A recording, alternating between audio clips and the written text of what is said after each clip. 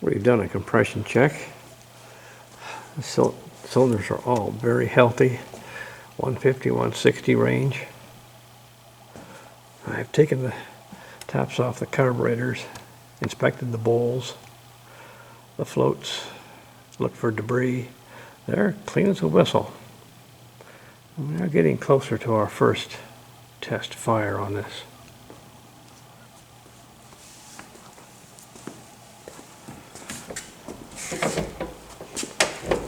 I was thinking about laying in the new rear carpet, just thinking. One thing I noticed, see, this is the console bracket, and if you look, it is screwed on top of the carpet.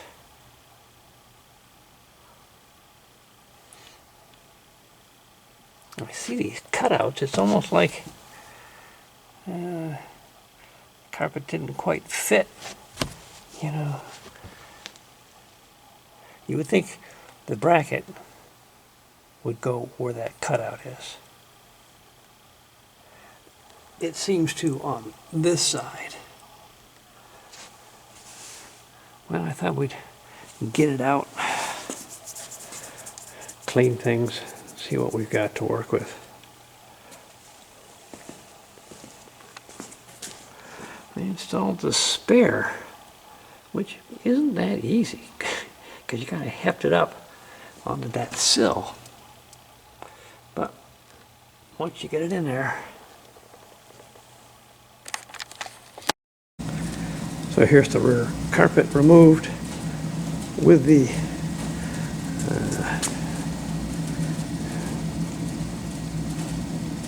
undercarpet, the matting. So this will tell me where I want to put the undercarpet for the new. And you see there's a tag on this one. It's still legible. Chrysler 2-door.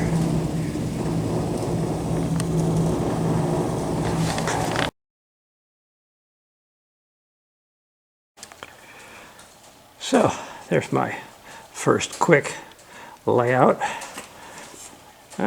It is forming to the transmission hump, the drive line, and the transmission hump. It's forming there, forming into the wheel wells.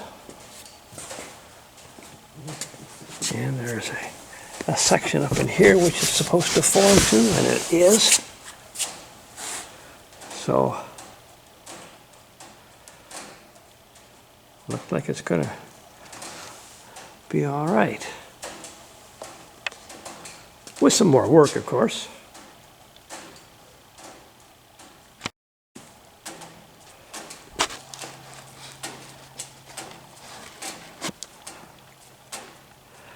I thought that this carpet being so red would take some of the shout and brightness out of the red windlace. And it does. It seems to work in good combination. So we'll come back to carpet here in a little while, but you don't know till you try. One of us, and that would be me, has a cracked windshield. The car came this way, so we didn't do it. I do have a replacement windshield, and one of these days we will get into replacing it. Right now, I wanted to paint this area, but that meant I had to take this A-pillar exterior chrome off, and it won't come off unless you get to this upper bolt. Well, screw.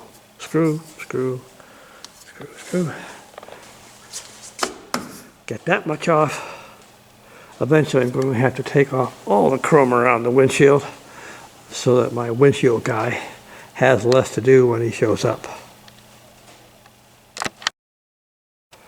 This A-pillar has a clip down here, which is that. Most times these are rusted. California car, it's okay.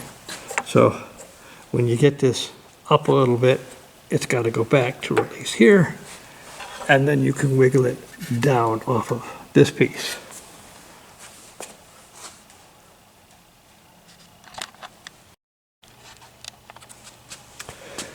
Sanded this area, then hit it with mineral spirits and alcohol to get it nice and clean.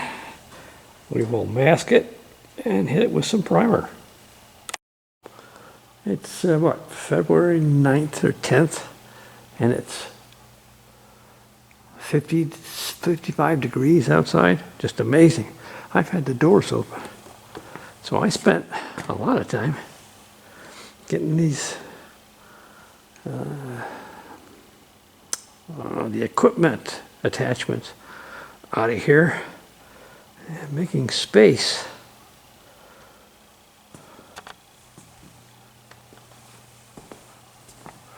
And we've painted that area. It came out awfully nice. So we'll wait for it to dry and put the data tag and stuff on. I'm real pleased. And I was even able to give the data tag a couple of real light coats, and that's all it took. Brought it right up.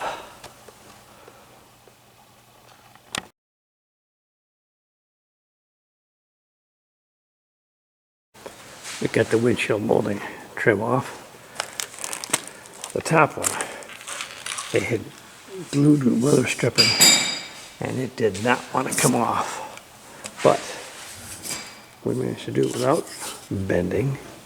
The bottom, oh, by the way, the top one is Phillips screws, one on each end.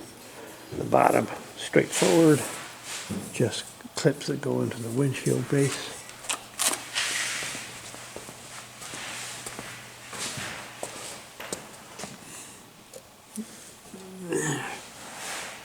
Getting these A-pillars off. You know, installation will be a lot of fun, I can tell, because you kind of got to go on and then get over here. So here are those clips. Once the windshield gasket comes off, it'll be a whole lot more obvious. You can still get these clips. Peeling the lock strip off of the windshield gasket, there is a cutout right there that matches there. I suppose it's important to try to get those lined up on installation. Now there's your windshield removed. There was a lot of adhesive that was gripping things everywhere. I probably should have removed the inside chrome, but I can do that now. The lack of rust is real pleasing. So we'll get up here now and start getting the goo off of here. I have the windshield gasket cleaned out. There was old adhesive in here that had gone hard. And it was just a matter of taking a screwdriver and working it out. I still have to vacuum to get all that stuff out. 90 minutes. Oh well. So on this windshield replacement project, one of the things I was not prepared for was all this rubber windshield adhesive that they used. Adhesive sealant, that black rubbery stuff. Oh, is it a devil to deal with?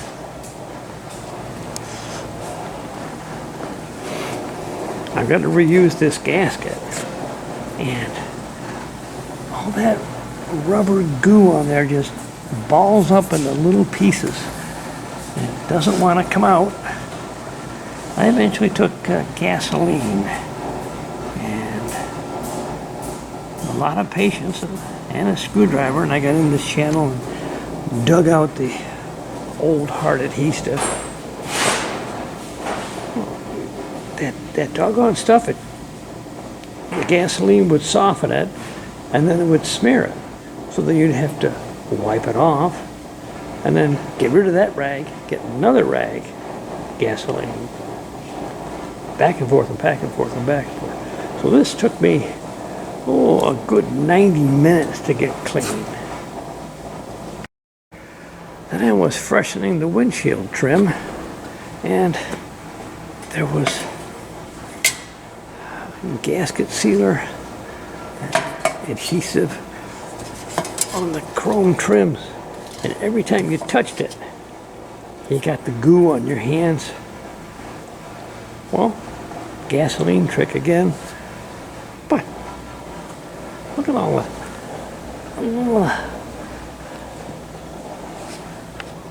Sometimes you got to pay for progress. Got a box from Legendary.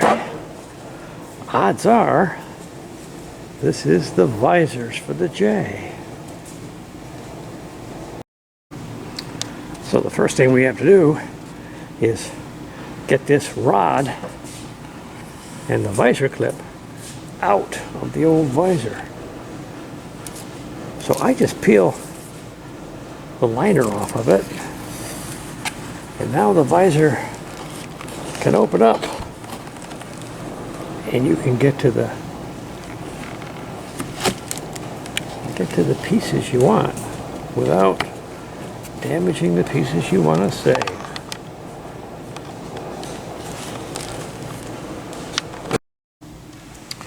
We need to get this visor rod out. The visor rod only goes to about here. So we'll pry these loose, get the rod out. The visor tip, you might be able to get it off. If you break it, you can get them on eBay or Classic Industries. So here's the visor rod and the end, which came out of here. You're not reusing this, so go ahead and pry it. Clean this up and then insert in your new visor.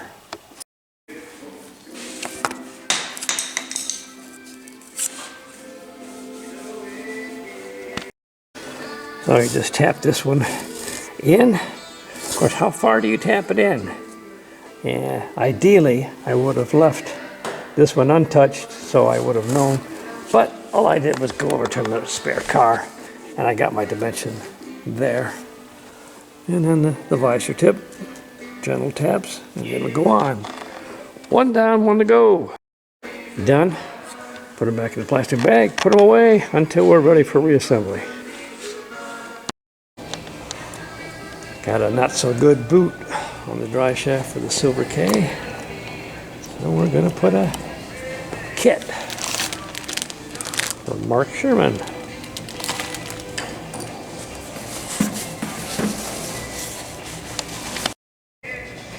Look at the front end here on the J. I'm missing whatever goes in there. And I also got to take this apart so that I can figure out what they've done correctly when they work on the front end. Yeah, so we got some minor screws here loose.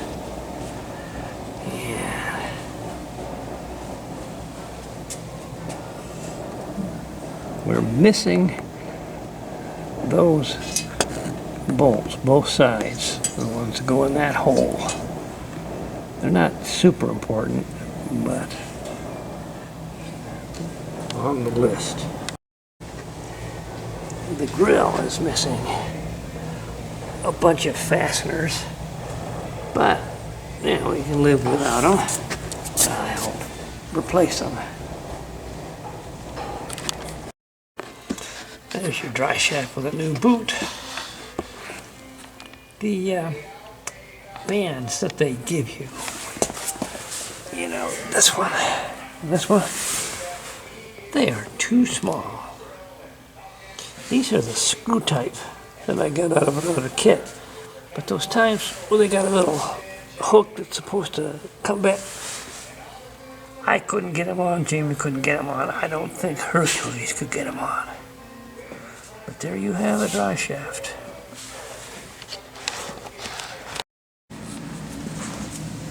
Now this is the Eastwood chassis black in satin. Chassis black paint's pretty hard. So, you know, the grill with the stone chips or whatever. So we'll let her dry and see what she looks like.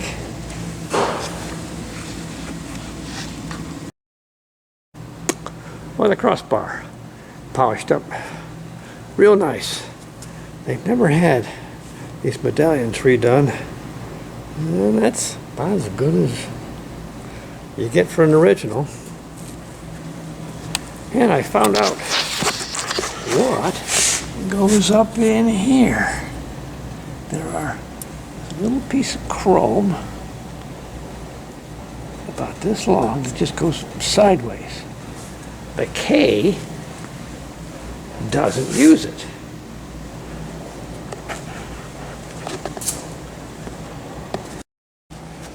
So here's our grill. It's continuing to dry. You hear the rumbling. That's the heaters. Yeah.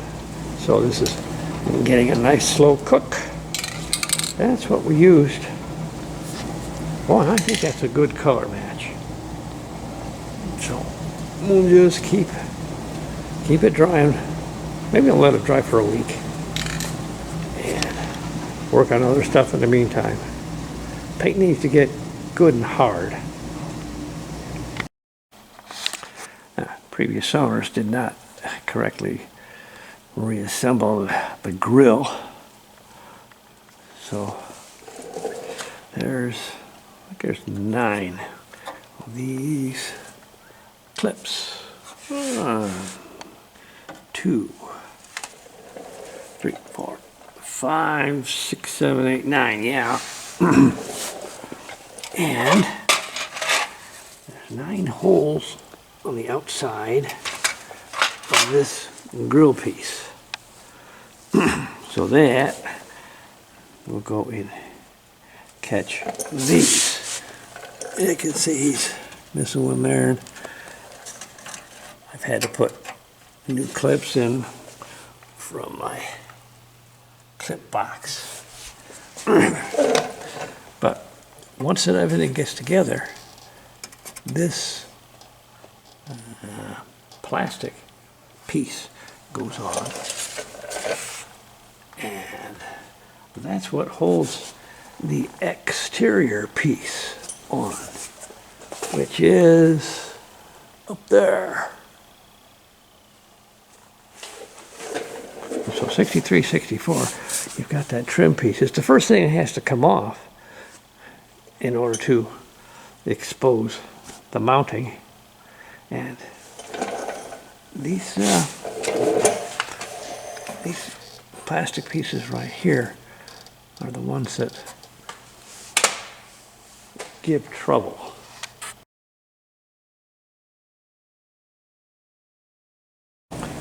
So I'm missing one of these.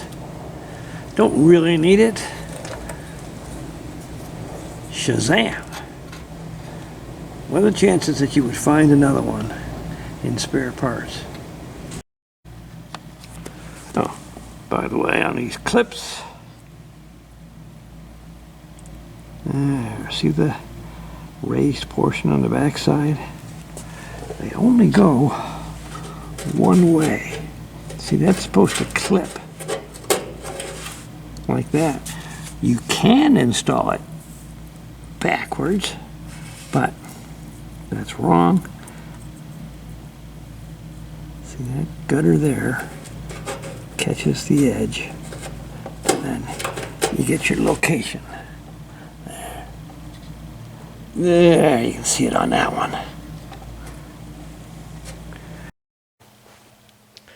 So there's the mesh installed in the surround.